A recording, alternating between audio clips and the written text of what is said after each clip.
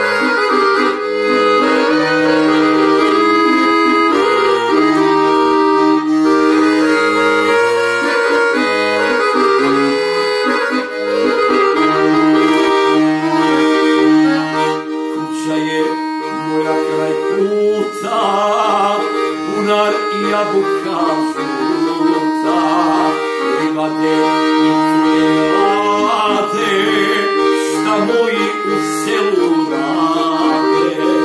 Livade i cvijevade, šta moji u selu rade.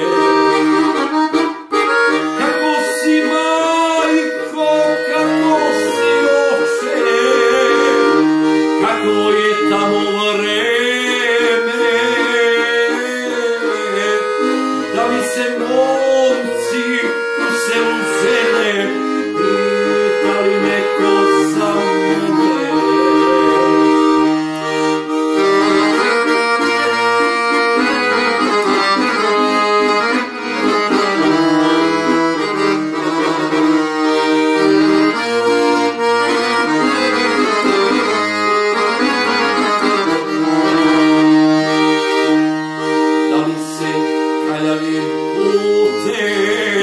Vraćaju momci sa pola, da u šaro pomaže seji, da čuva stada bela.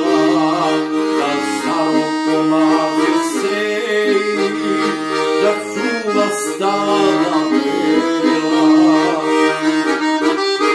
Kako si majko, kako si oče, kakvo je tamo vreme,